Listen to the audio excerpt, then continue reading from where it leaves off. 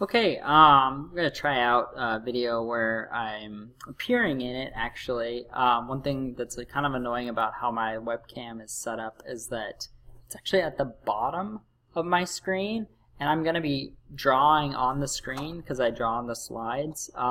So you might see my pen get really close to this webcam.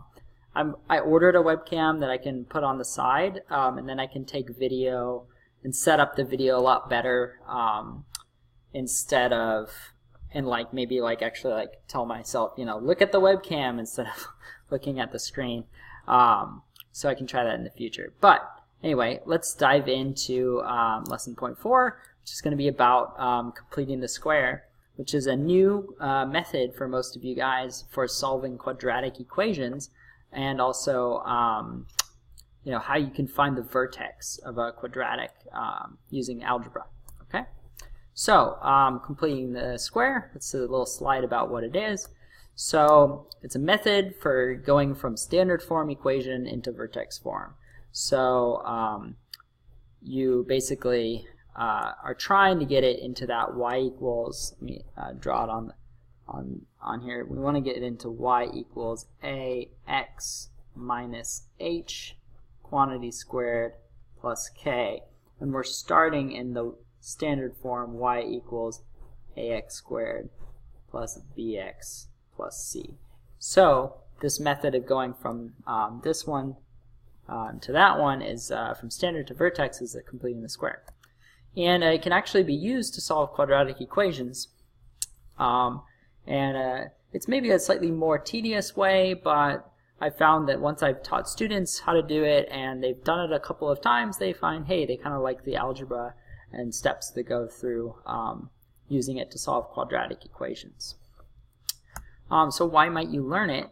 Well, it determines the vertex. So once you're in vertex form, you can read the vertex very easily right away.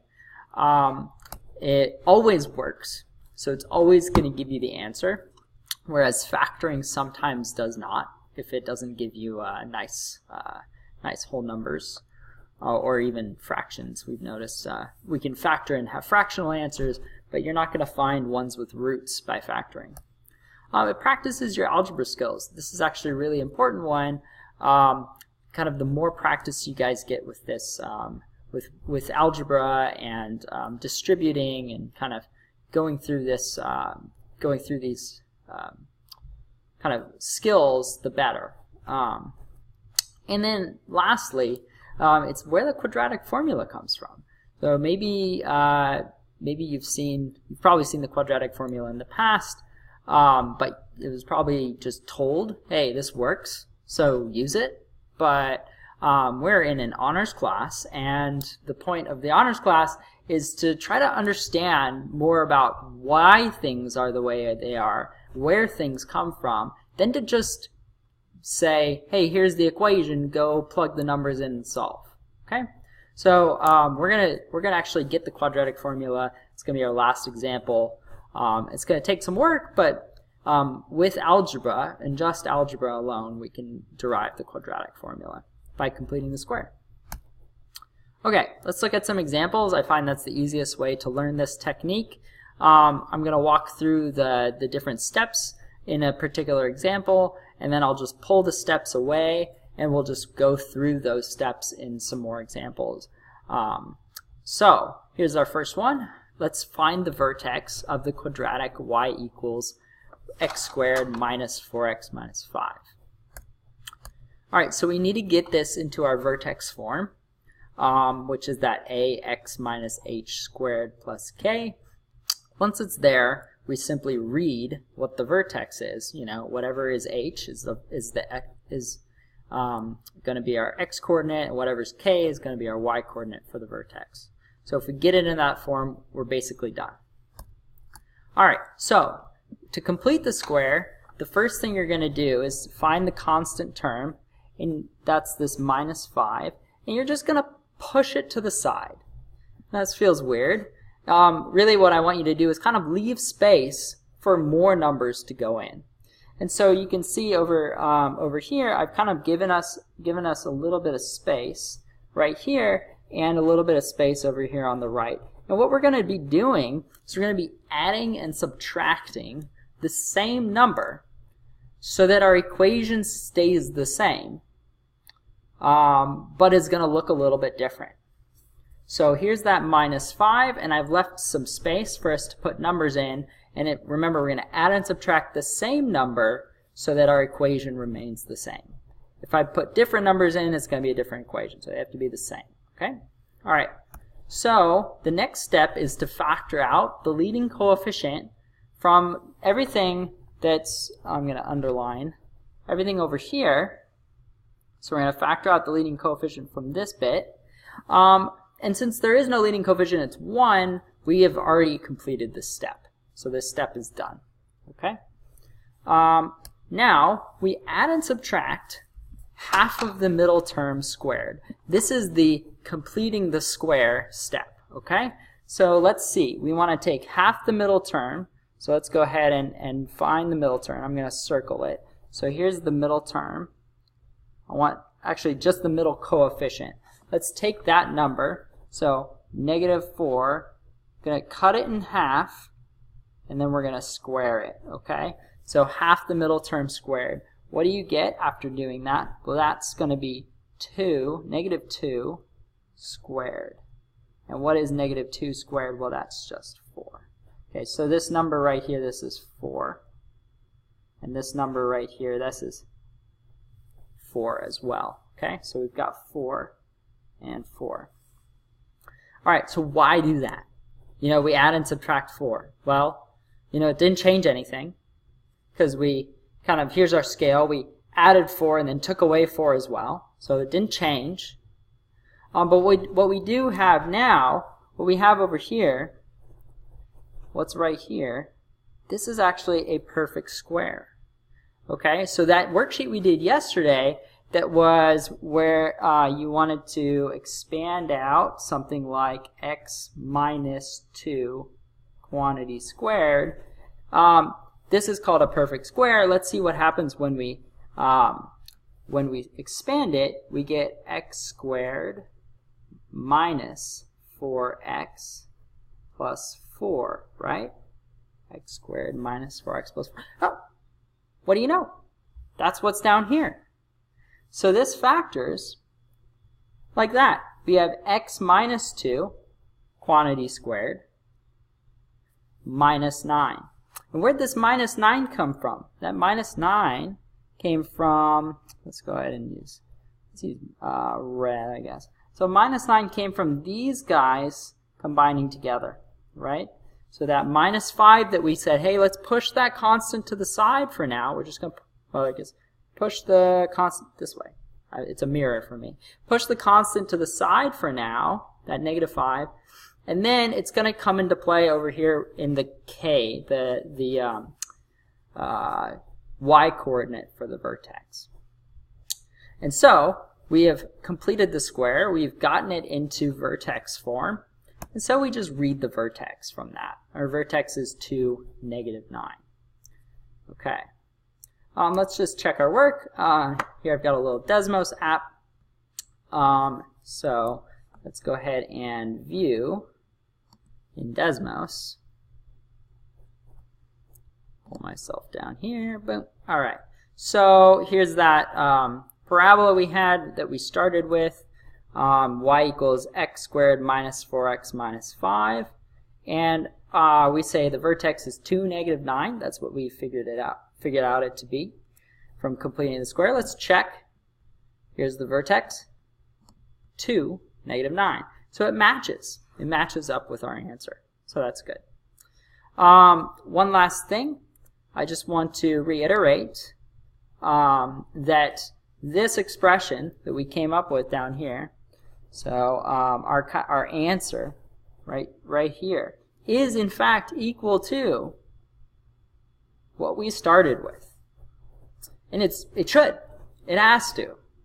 If it did not equal, then we'd be talking about 2 completely different quadratics.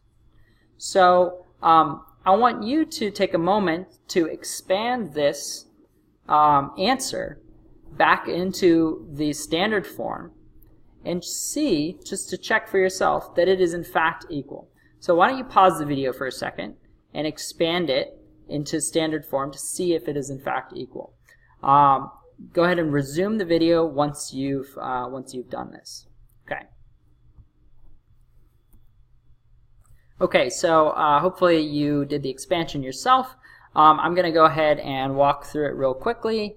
So we're going to square x minus 2, and we've got minus 9 still going on here. That's subtract 9. So x minus 2 is going to be x squared minus 4x plus 4 minus 9.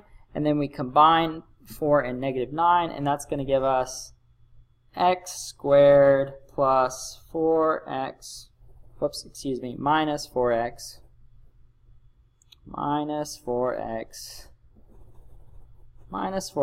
and then minus 5. And if you take a look at the top, that's exactly what we started with after expanding. So that's good. If you're ever like unsure if this is actually the right equation, you can always expand it, see if you got where you started. Okay, let's look at another example. We're going to kind of go a little bit faster through these examples, or you can always pause and rewind if you need to, because I want to keep the video under 30 minutes if at all possible. So we want to again determine the vertex of this quadratic. All quadratics have vertexes, so we can do this by completing the square.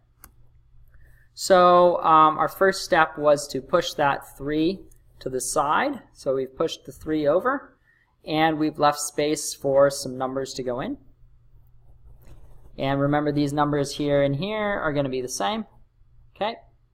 So the next step is one that we didn't do the last time, where we factor out the leading coefficient from everything except for the constant. So we keep that constant to the side. We're just saying, hey, hang out. We're not going to get you involved just yet. And then we're going to factor whatever is the leading coefficient from everything that's got x. It's an easy way to remember. Okay, now we're going to put into this parentheses half the middle term squared. So let's go ahead and figure out what that's going to be. 6 over 2 squared. So what is that? 6 over 2, that's going to be 3 squared, so that's equal to 9. So this is 9. So this is the number we're going to put right there. So we're going to put a 9 there. And so you might be tempted to, hey, we're adding 9, so let's go ahead and take away 9. But you'd be making an error, because we're not actually adding 9, because that 9 is inside the parentheses. And since the 9 is inside the parentheses, the value we're actually adding, what we're actually adding is 18. We're actually adding 18, because if we were to expand those parentheses, we would multiply the 2 by the 9, and we'd get 18.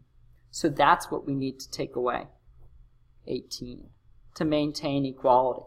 All right? So we're adding and subtracting 18. And if you were to look up here with what we kind of start with, this first line, you can see if you factor a 2 out from everything over here, so if you factor a 2 out from that, you'll get what we have below. Okay? All right. So let's go on completing the square. So now we know that x squared plus 6x plus 9 factors, whoops, there's my plus, factors just like this, x plus 3 quantity squared. So that's how that factors. And then we got to smush together the two terms over on the right, 3 and the negative 18. So those guys got to smush together, and you're going to get negative 15 after you add those two together. So now we read the vertex. The vertex is just negative 3, so negative 3, negative 15. And we're going to go ahead and check Desmos. Again, always want to check our work. So we're going to graph 2x squared plus 12x plus 3 and find its vertex. So there's 2x squared plus 12x plus 3.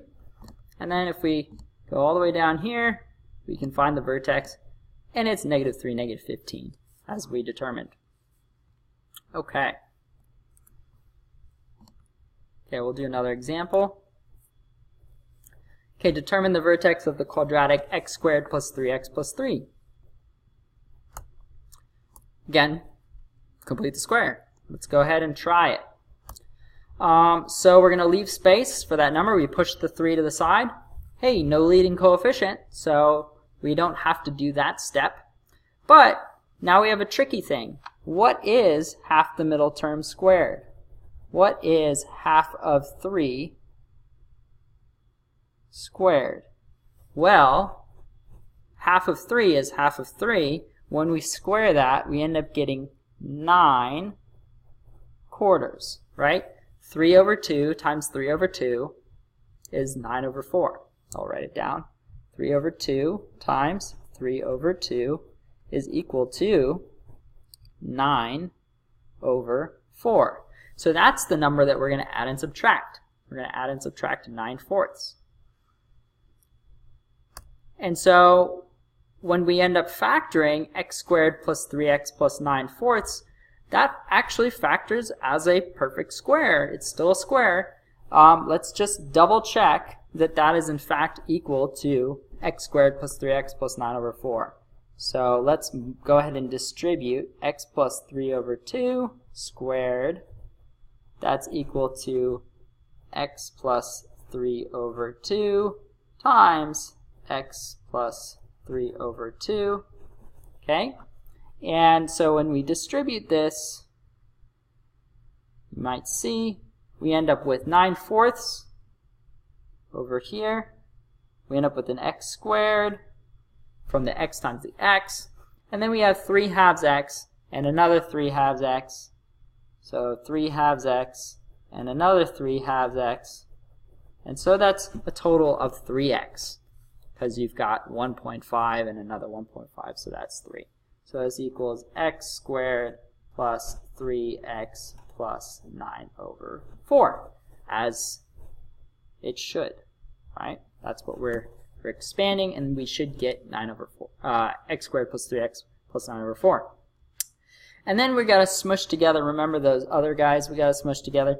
To smush together 3 minus 9 over 4. So you get a common denominator, you turn 3 into 12 over 4 minus 9 over 4, and then that gets you 3/4. So that's what's right there.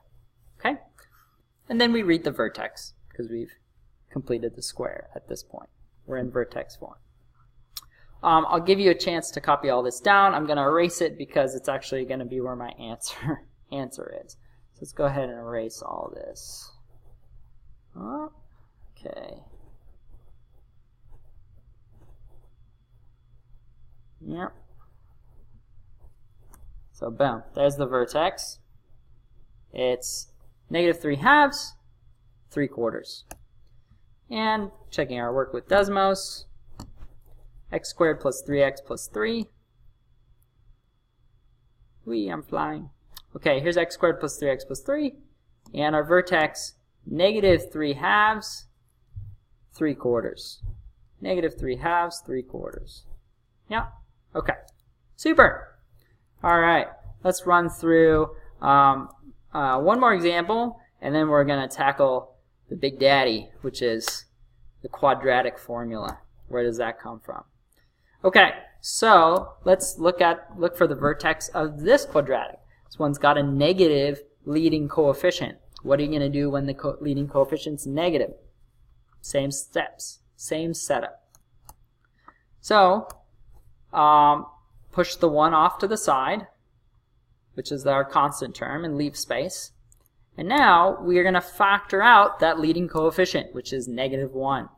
So when we factor a -1 out, let's take a look. We're pulling -1 out from everything that's right here. So everything that's underlined in red. So that negative x, when we divide it by -1, it's going to become a positive x. So it's going to become plus x. And then whatever we put over here, whatever's going to go right there, when we add and subtract it, it's actually going to be the opposite sign. You'll see that in a minute. So let's go ahead and find half the middle term squared. What is the middle term? Oh, it's 1. It's 1. Because that's what's in front of x, right? It's 1x. So half of 1 squared, what's that? Well, that's a quarter. That's a quarter. And you guys actually factored this problem yesterday. You guys had x squared plus x plus a fourth and found that factored into x plus a half times x plus a half. So this is 1/4 right here. That's what we're putting. 1/4. Oh, that's, well, let's go ahead and make that a little prettier. So this is 1/4.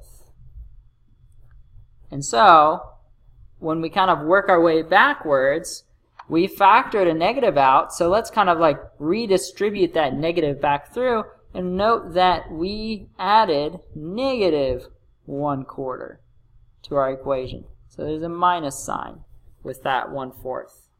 And so if we're going to add negative 1/4, to keep equality, we've got to subtract negative 1/4. So we're going to put a negative 1/4 over here, so that we're adding and subtracting the same amount.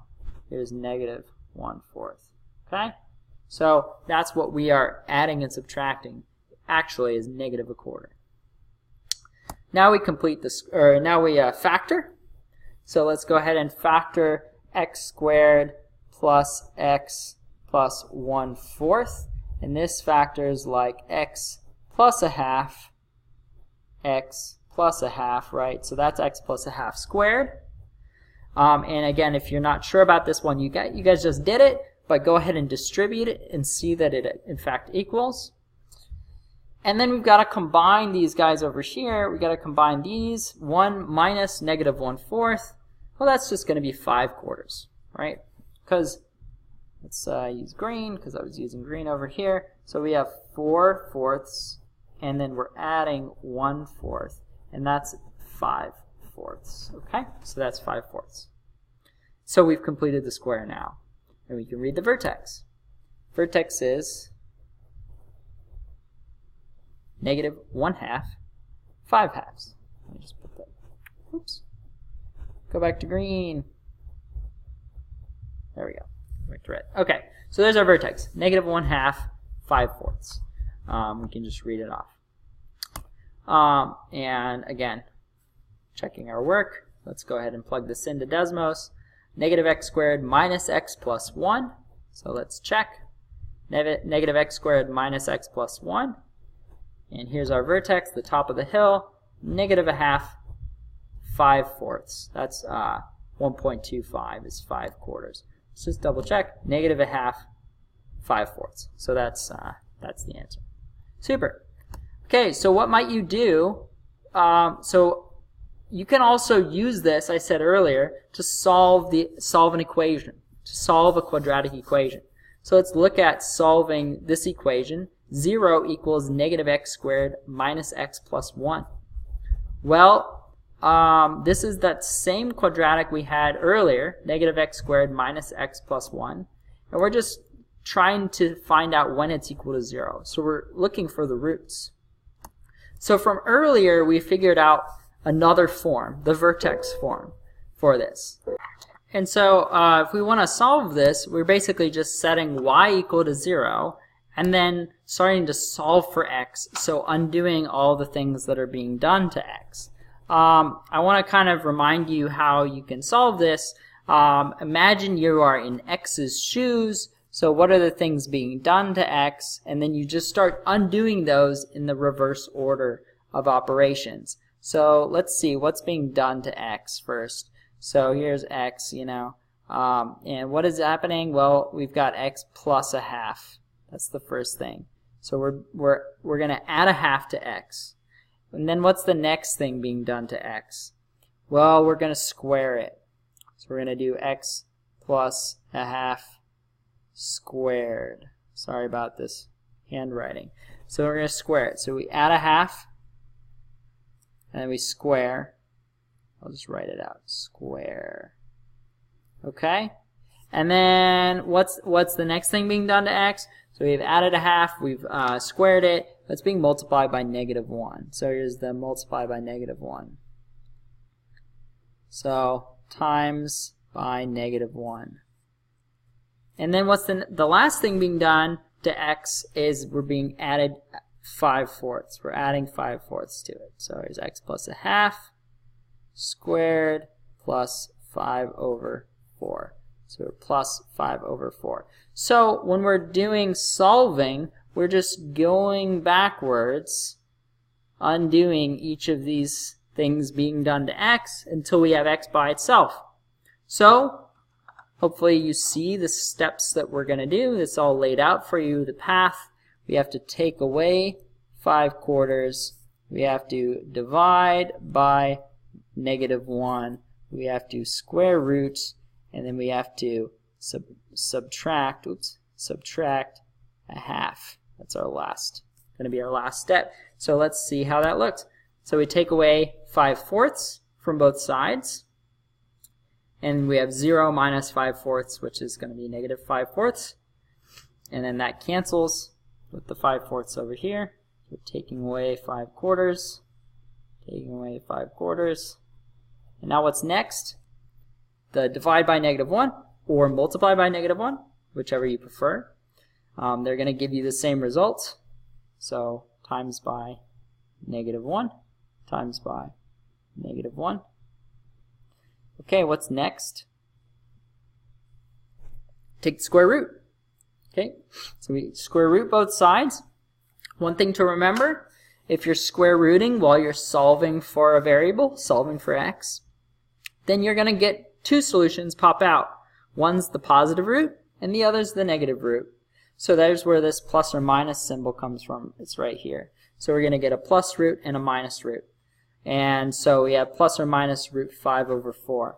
Now one thing to note, I'll just go ahead and do the simplifying over here. Root 5/4 is root 5 over root 4, which is in fact root 5, whoops, make that go away, root 5/2. So that's what we get on the left-hand side. So we've done the minus 5/4, we've done the divide by negative 1, we've done the square root. Now we take away a half from both sides, and that gives us the final result. Negative 1/2 plus or minus square root 5/2, and those are approximately 0.618 and negative 1.618. Let's go ahead and look at Desmos and see those results over here. Okay, so here's our quadratic, negative x squared minus x plus 1, and we're looking at when it equals 0, and those are the two values right here. Let's just see our exact answers, see if they match up. We have x equals negative 1/2 plus square root 5/2. Hey, there's one of them. And then the other one, x equals negative 1/2. Move myself down. Negative 1/2 minus square root 5/2. And hey, there's the other one. And those are our two answers. So, super duper. Alright guys, at this stage we've gone through all of the concrete examples that I'm going to show you about completing the square. You get some practice with it tomorrow and on Thursday. And today, or the last part of this video is going to take a little while, and it's a doozy, but it's worth doing and it's worth thinking about. So if you've got the time, sit down, buckle your seatbelts, put your thinking caps on, and all of the above, because we're going to derive the quadratic formula in this part. So if you need a break, I would take a break, because there's going to be a lot of letters, a lot of of constants that are going to be in these equations, because the quadratic formula, you can see, is filled with those constants. So there it is in all its glory. Negative b plus or minus the square root of b squared minus 4ac all over 2a. And those a, b's, and c's, those are coming from the standard form of the equation. So when you're coming up with the quadratic formula, what you're doing is solving that equation, 0 equals ax squared plus bx plus c. You're solving that for x. And so we know how to solve that equation for x. if we have numbers for a, b, and c, we've been doing this, we just use the completing the square to get it into vertex form, and then once we're in vertex form, we can just start undoing all those things being done to x, and you can solve x that way. So we're going to complete the square with constants. Ooh, a, b, and c. All right, let's find out. So just like we did earlier, we push the constant c, which is the constant term. A, b, and c are constant values, but we have the constant term, which is c. We're going to push that to the side like we did earlier. And then we're going to factor a out, the leading coefficient, from the other terms, from the leading term and the middle term. So how's that going to work? Here's the tricky bit. What happens to the b when you factor a out? Well, factoring is just dividing. And so when we divide the a out, we're doing b divided by a. So that's what you end up seeing right here is b over a. And if you're like scratching your head, how is that b over a? I would urge you to redistribute the a back in. So if you have a times x squared plus b over ax, when you redistribute, you're going to get what you started with. Ax squared plus the a times b over a, you're going to get a times b over a x, and you'll note the a's cancel, so you have bx like you started with. Okay, so now the next tricky part, how do we complete this square? Well, completing that square is always the half of the middle term squared. So we're going to take b over 2a, that's half the middle term, and then we're going to square it. So that's going to get you b squared over 4a squared. So that's what's going to go here. B squared over 4a squared. But remember, we don't actually add b squared over 4a squared because we have this a that's being factored out. We actually have to redistribute that a back over and figure out what we actually added. And that is going to be b squared over 4a. So this factor of a will cancel with one of the factors of a on the bottom, in the denominator. So that's what we actually added, b squared over 4a. B squared over 4a. So now we have a perfect square and we can factor it out. So that's going to factor just like this, x plus b over 2a, quantity squared. And this is a tricky one. I would encourage you, if you don't see that this turns into that, that you go ahead and expand x plus b over 2a squared and see that it's equal to the thing above it. Okay? And then we've got to combine like terms over here on the right. So we're going to get a common denominator. So we're going to take this c, and multiply it by 4a over 4a so that we have a common denominator. So that's going to give us 4ac over 4a. And we can smush that into one fraction because we're taking away b squared over 4a. And so the rule when subtracting fractions is you don't change the denominator, you just add or subtract numerators. So that's what you end up getting now down here. Okay, we're going to go on to the next slide because we're running out of room, we're running out of space. Again, you might need to rewatch this if you really want to try to understand how this works. There's a lot of algebra, there's a lot of steps involved, a lot of places to make an error to mess up with. So, okay, let's look at the next bit. So this is where we were. Let's keep going. At this stage, we have completed the square. We're in vertex form. We can read the vertex. It's not very pretty, but we could if we wanted to. Now we're going to go ahead and solve by undoing. We're going to solve for x. So we got to get x by itself. So the first step is going to move this big messy number over here, so this huge number, minus 4ac minus b squared, right, all over 4a. We're going to move that thing to the left-hand side by subtracting it off. 4ac minus b squared over 4a. Okay, and then, okay, we want to turn it into the quadratic formula. It doesn't quite look like the quadratic formula because we've got this b squared minus 4ac up in the top instead of 4ac minus b squared. But it turns out that you can actually take a negative, factor a negative out from this difference. So I'll just show you this. If you have a minus b, this is equal to the negative of b minus a.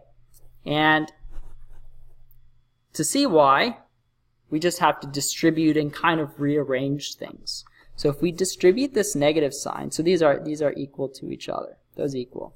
So to distribute this negative sign, you would say negative b plus a, and then you would reverse this because you can add in any order. So that's going to give you a minus b. So we factor a negative sign out, and that switches the order. That switches the order of the subtraction. So 4ac minus b squared equals negative b squared minus 4ac. And so now we have those two negative signs, and those are actually going to cancel and give you a positive. So, we're starting to get closer. It's starting to look more like the quadratic formula. If you look at the top, right? This is what's in the root, right here. That's in the root. Okay, so the next step, divide by a.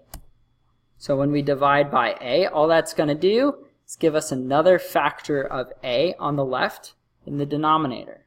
So we're going to divide by a. We're going to divide by a. And so then that's going to cancel this a, right? And we're going to hit a second factor of a in the denominator. So now it's going to be 4a squared. Okay, we're getting closer. Getting closer. So we're here. Now it's time to, there's the answer. It's up at the top too, so anyway.